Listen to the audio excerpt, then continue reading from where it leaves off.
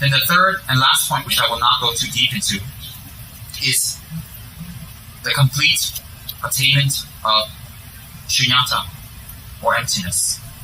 And a lot of Tibetan lamas, a lot of Tibetan students running around, and they are talking about emptiness and emptiness. And I'm not going to sit here preaching to you as if I understand it or I have any realization.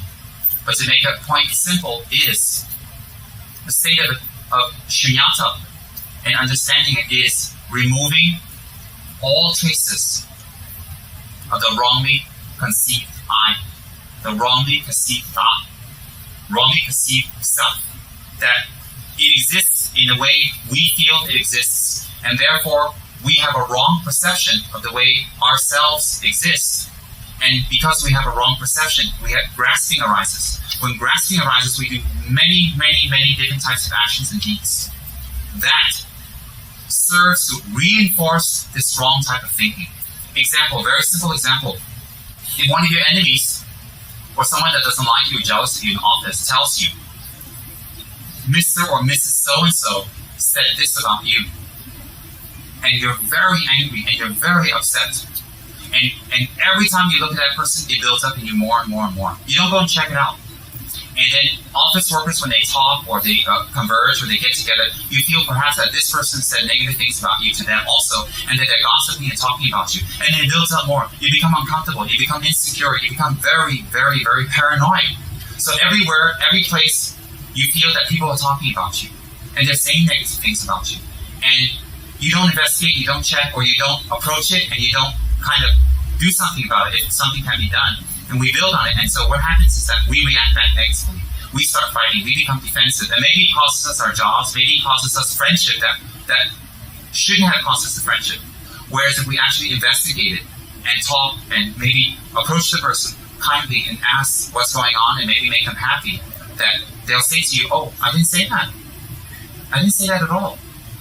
And they say, oh my God, all these things that I've been doing and thinking, all these things that I've been conceiving in my mind, and all these thoughts I've had around me are false. But you see, to you, they're very real. They were very, very real. They're absolutely real. And you acted upon them as if they were real. Like in the dark, you see a coiled rope in a corner of a room. And when you look at it, you think, oh, it's a snake. And all your reactions come to it, for it, in dependence on it, as if it's a snake. Fear will arise. But when you turn on the lights, you just see it's rope and not snake. You think, oh, what was I scared of? What was I scared of? Well, we haven't realized, we haven't achieved this type of mind where we can totally root out wrong perception.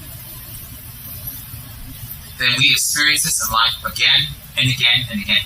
Not just a rope snake, a snake that's not a snake but is a rope. Not just in work, but all around us, everything.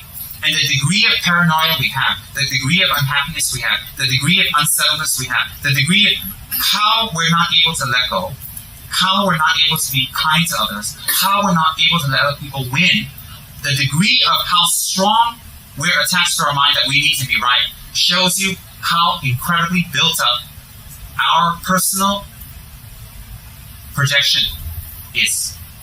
Sufferings arises from wrong perception. The ultimate cause for samsara, the ultimate cause for our personal and all samsara is ignorance. Holding on to the wrong type of perception of how one exists. That is the root cause of all samsara, the root cause.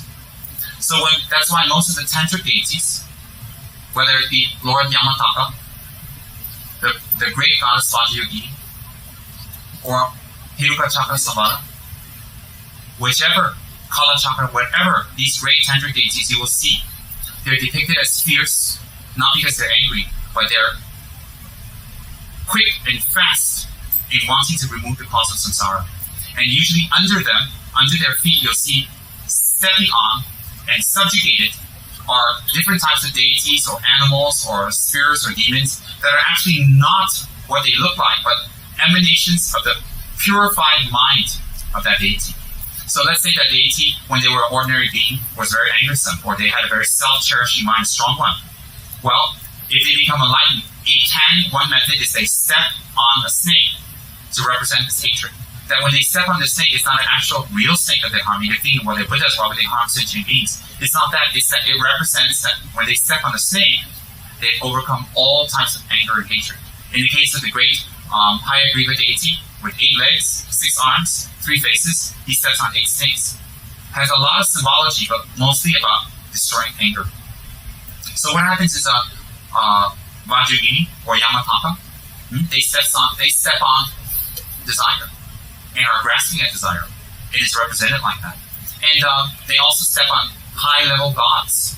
They step on high-level gods not because they're powerful and they catch them, they like step on them and show that they've won, some kind of reality contest and Yamataka won and the other gods didn't win. It's not that, What it is that it shows you that it's not necessarily those gods are real, but it shows you that bodhicitta, one representation is that it is so highly valued that even the gods will offer flowers, scatter flower on you, and offer praises to you. So when they are stepped on by the deity, it's not they're being harmed, it's showing in symbology that even the great gods humble themselves to someone who has bodhicitta, someone who has realized emptiness. So what happens is, in symbology, it's very, very, very powerful to show us. So when we see a Tibetan deity that's in tantric form, they may be fierce, they may be scary, or whatever. What happens is that every part of their body, their color, the symbology, their face, even their eyes, their hair, the way it stands, the color of their hair, the ornaments, the jewels, their stance, their pose, their mudras, their position, what they step on, their oreo, their lotus, the color, whether it's a sun or whether it's a moon lotus, has total significance of that deity's manifestation of a particular form of enlightenment. And how, when you practice this deity, you will achieve enlightenment through this particular method that is a good counter to you. A good counter.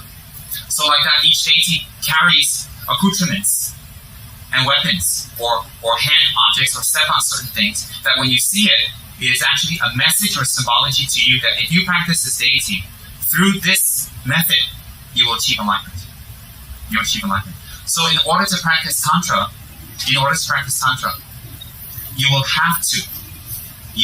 to achieve the 3 principal paths. Renunciation, bodhicitta, and shunyata. And Tetrasaurus, he said, His Holiness the Dalai Lama also said, that if we don't have the 3 principal paths and we're not attained, then if we do the practice of Tantra, it will be very shaky. We might even go backwards. Why? We don't have the proper foundation.